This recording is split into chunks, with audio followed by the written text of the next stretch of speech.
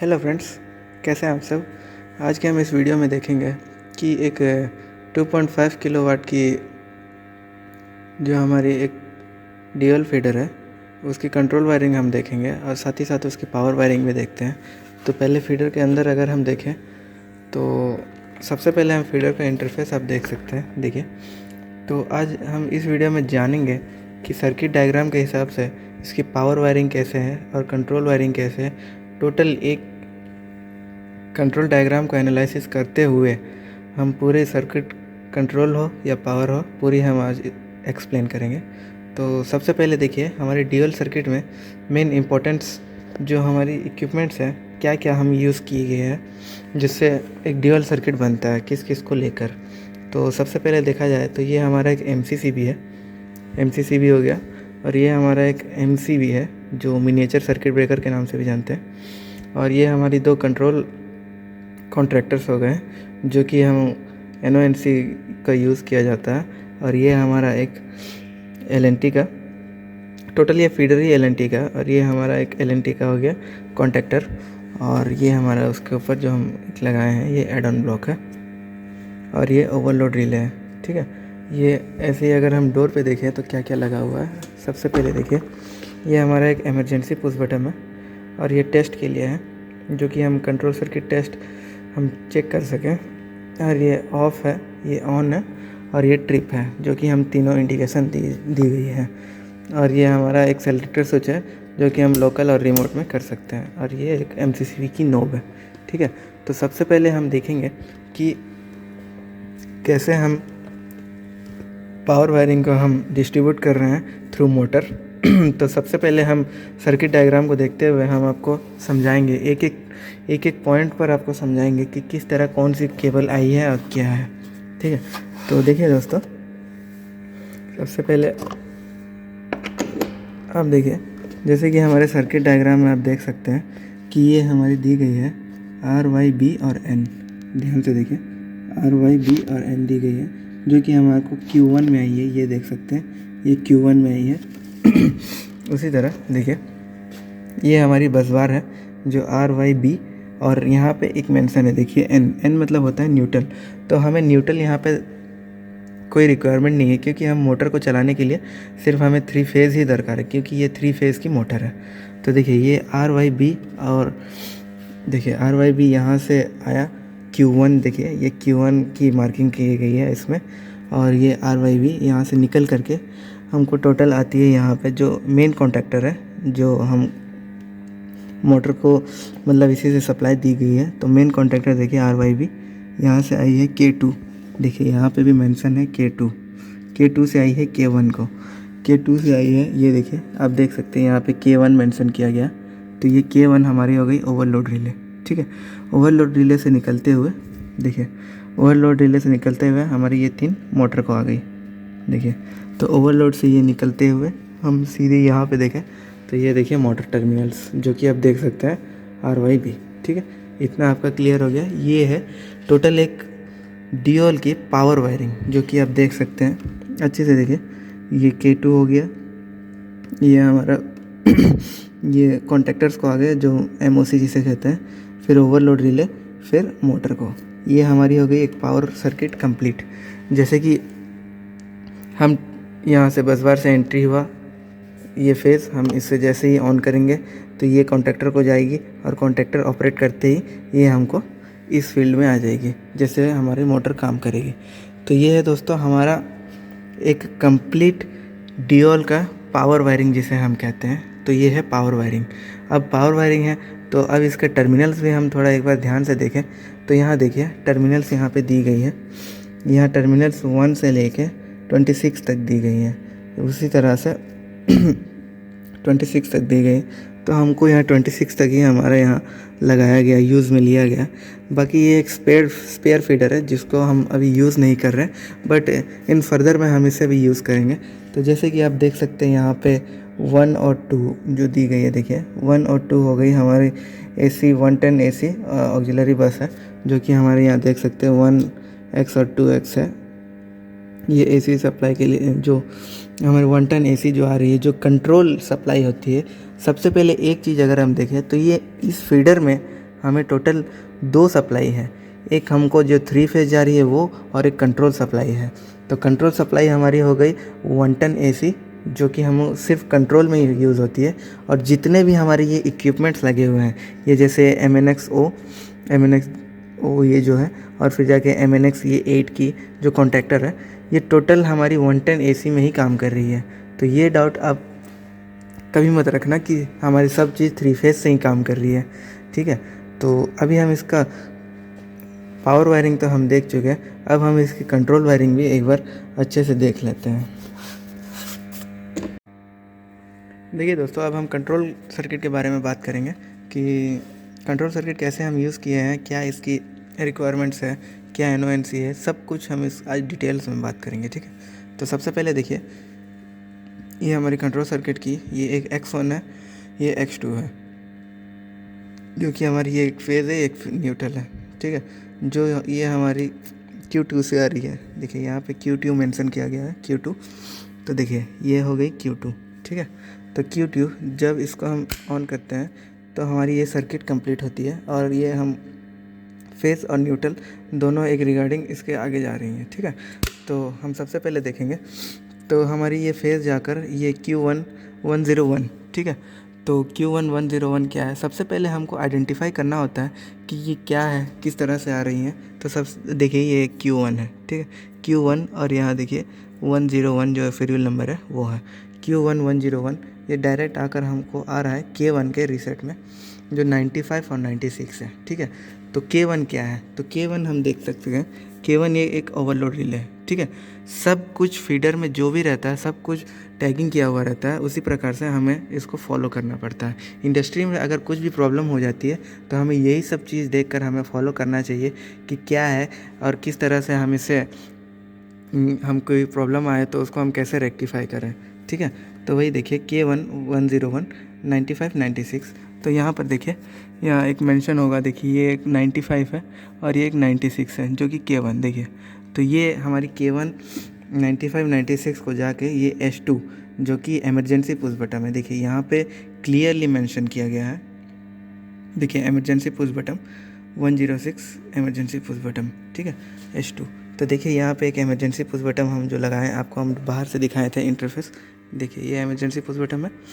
तो emergency push button में देखिए यहाँ पे लगाया गया होगा 11 और 13, ये देखिए 11 और इधर 12 लगा होगा, देखिए देखिए दोस्तों 12 S2, ठीक है। तो यही है इमरजेंसी पुश बटन की वायरिंग। तो उसके बाद देखिए इमरजेंसी पुश बटन के बाद ये हमारी X3 और X4। तो अब हम देखेंगे X3 X4 क्या है। X3 X4 जो होता है वो हमारा एक टीवी है, ठीक है। जैसे कि ये देखिए ये X है, X से पूरा डिनोट किया गया है ये जितना टीवी है, ठीक है। तो ऐसे ही X3 और X3 X4 यहाँ पे जैसे कि मैं अभी बोला था ये एक यूज़ में नहीं है, ये एक स्पेयर फीडर है। तो X3 X4 में इसकी लूप आ गई है। तो देखिए X3 और X4 ये क्या है, स्टॉप LPBS, मतलब हम इसे LPBS, एक्चुअल में LPBS क्या होता है उसके लिए मैं एक वीडियो बनाऊंगा कि LPBS होता क्या है, कैसे काम करता है, ठीक है।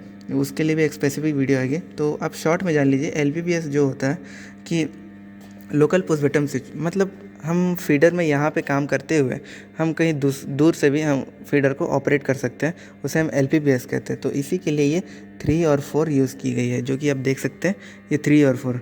अगर हम इसे शॉर्ट कर दें तो यहाँ से 3 और 4 हमारा पिकअप कर लेगा, यही है LPBS का यूजेस, ठीक है। तो 3 और 4 उसके बाद आया है हमको, देखिए ये लोकल रिमोट लिखा हुआ, और ये 2 टाइप्स पे डिवाइड हो चुका है, ठीक है। तो 2 टाइप्स पे डिवाइड हुआ है, तो ये क्या है एक्चुअल में ये भी हमको समझना है। देखिए ये हमारी हो गई एक सेलेक्टर स्विच की डायग्राम, ठीक है। देखिए ये एक सेलेक्टर स्विच है, ठीक है। अभी हमें देखिए S31 यहाँ पे देखिए S31 ये S3 है, वो 105 और 106।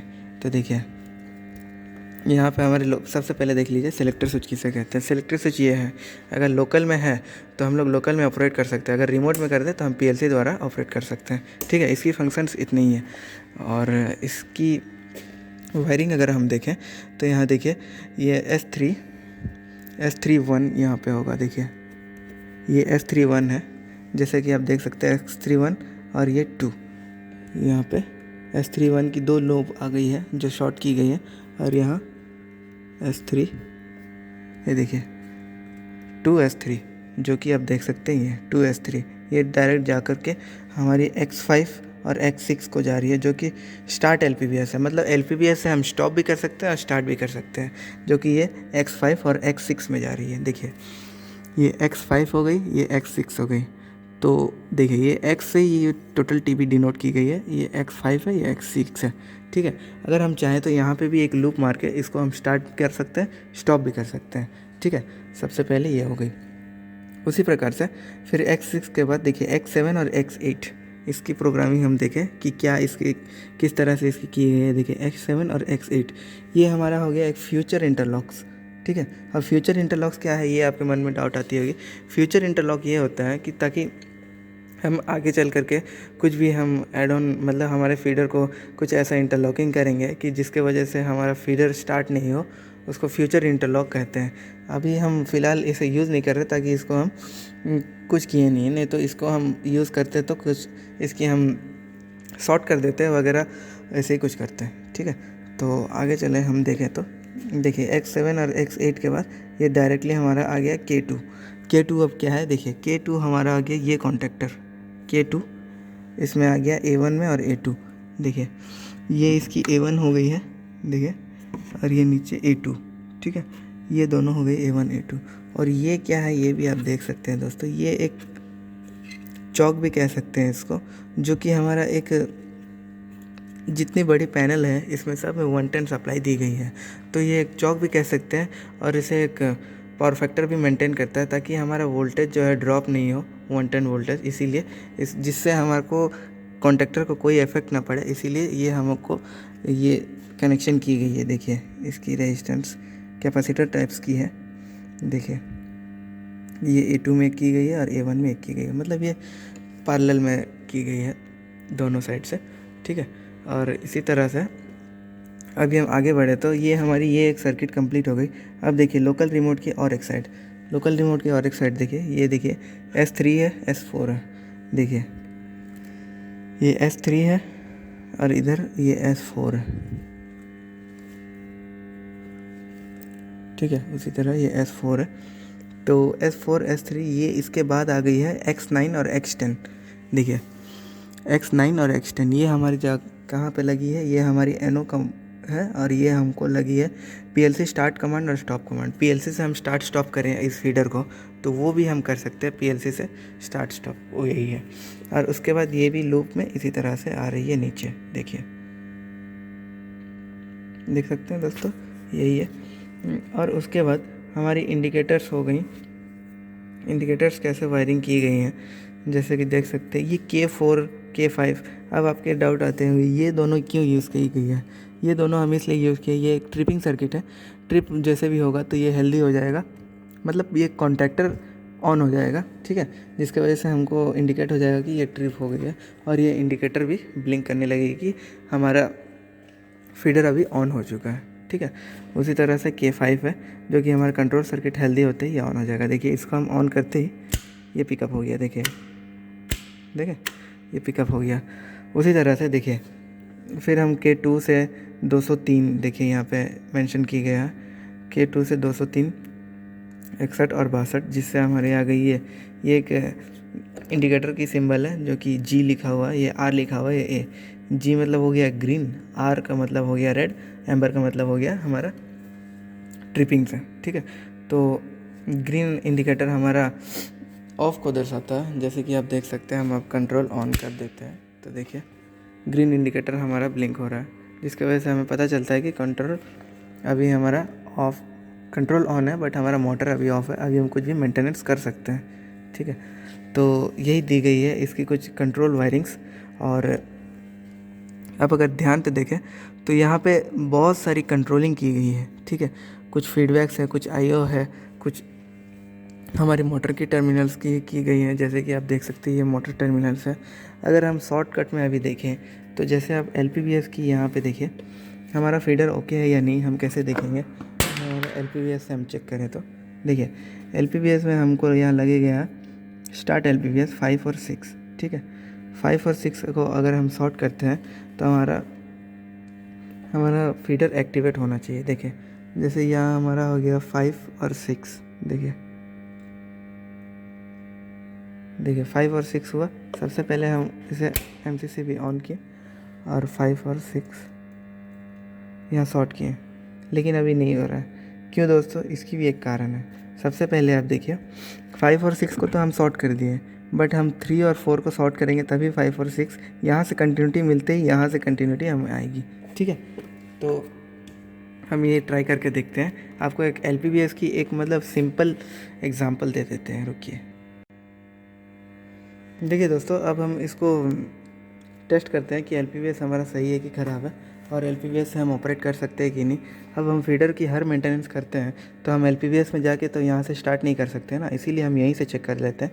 जैसे कि आप कंट्रोल डायग्राम के हिसाब से देख सकते हैं 3 और 4 हमारा स्टॉप की गया है, तो इसी तरह से देखिए 3 और 4 हम इसको NC कर दिए। ठीक है, अब इसको स्टार्ट पुश बटन हम यहाँ से LPBS से स्टार्ट करेंगे। देखिए ये 5 और 6 स्टार्ट LPBS है, तो हम 5 और 6 को लूप करते हैं। देखिए हमारा कॉन्टैक्टर पिकअप हो गया। अब जैसे ही हम इसको निकाल देंगे तो कॉन्टैक्टर रिलीज़ हो गया। तो यही है दोस्तों हमारा LPBS को चेक करने का तरीका। ठीक है, और सबसे पहले सबसे इम्पोर्टेंट बात है, जब भी हम कुछ चेक करें तो मोटर की टर्मिनल्स जो होती है उसे हम खोल लें, वो सबसे बेटर होती है। और हमको सेफ्टी का प्रॉपर ध्यान रखना चाहिए कि किसी को कोई हार्म नहीं हो। यही है दोस्तों DOL का एक कंप्लीट पावर वायरिंग और कंट्रोल वायरिंग। ठीक है, और आपको कुछ डाउट्स है कि RDOL के फीडर में कैसे होता है, कि स्टार डेल्टा फीडर कैसे होता है, ये सब देखने के लिए आप हमें कमेंट करें। ठीक है, आपके कमेंट से इस दोस्तों हमें हेल्प मिलती है, और हम चाहते हैं कि आप कमेंट्स करें और हमें क्वेश्चंस पूछें कि कैसे इंटरलॉकिंग किया जाता है, क्या किया जाता है, फीडर में क्या क्या प्रॉब्लम आती है। सब कुछ से हम एक स्पेसिफिक वीडियो बनाएंगे, जैसे कि आप कमेंट्स करें। ठीक है दोस्तों, थैंक्स।